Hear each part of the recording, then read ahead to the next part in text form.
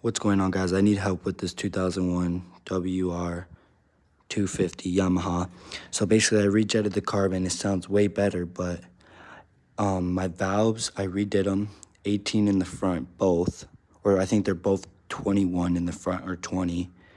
And then the back, they're both at 15. And then when I go to ride, I can ride in first and second gear. Then when I try to go to third and kind of go all the way, the bike just starts backfiring. And then let's say I like gun it, it'll like backfire and then take off. And I put new gas because the gas was a little orange.